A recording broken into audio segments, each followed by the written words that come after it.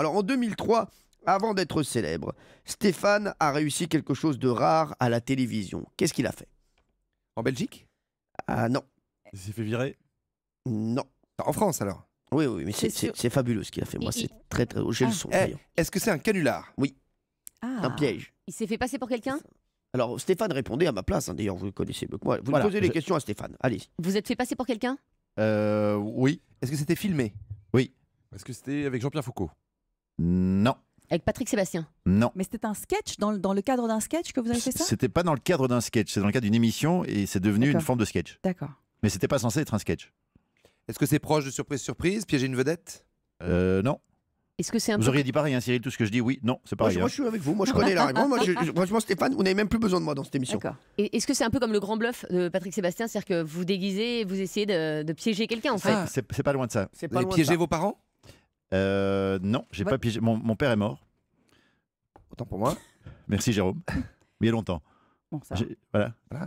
Tu voulais en parler? Non, non, pas du tout. Non, non, mais Un malaise. Toi, il a toujours, Pardon, toi, il a d'abord. toujours les mauvaises questions, lui. Non, Alors, c'était pas pour piéger mes parents. Votre femme? Non plus. Est-ce que vous êtes fait passer pour une personnalité? Non, je me suis fait passer pour une autre personne est-ce que c'est un vous avez qui n'était transformé pas votre... forcément alité. Oui, Est-ce que vous avez transformé votre voix? un petit peu. Est-ce que vous avez piégé une star? Non. C'est tout le contraire. J'ai piégé des gens qui n'étaient absolument pas Est-ce- des vedettes. Est-ce que vous avez piégé un animateur pendant une émission? Oui. C'est-à-dire et Ah. si j'étais vous, j'essaierais de trouver l'émission. D'accord? Ah. Est-ce que vous avez été un faux candidat? Oui, Oui, de quoi? Est-ce que c'est une mission sur TF1? Non. non. France 2? Sur la 2.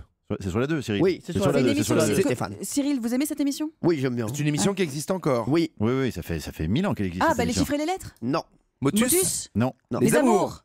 Les amours, Les bravo. amours. Il a piégé Tex dans les amours. Alors, racontez-nous. Stéphane. C'était pour le 1er avril et le producteur a voulu piéger Tex en me faisant venir comme candidat.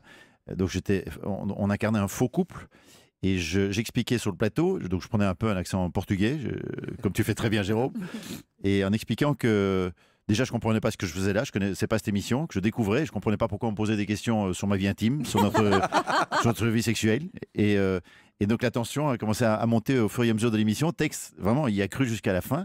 Parce qu'à un moment donné, je l'ai agressé en disant mais ça vous regarde pas, parce que moi je commence à vous poser des questions sur votre vie privée avec votre femme.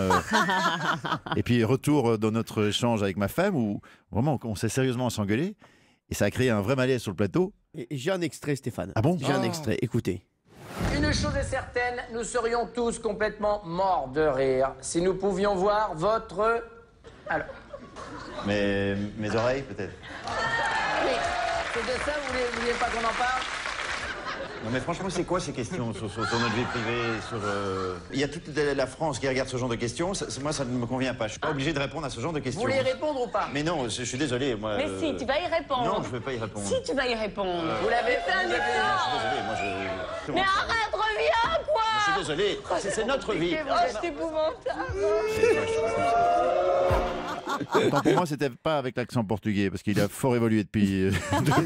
C'est ça, c'est ça. Eh ben, j'adore la femme. C'est épouvantable. Là, ça a duré 20-30 minutes. Déjà, Ah ouais. quand j'étais dans le public, avant qu'il m'appelle sur le plateau, on commençait déjà un peu à s'énerver, parce qu'il fallait mettre ça en. Il fallait que le public se rende Bien compte sûr. qu'il y avait quelque chose d'un peu bizarre qui se passait avec un candidat.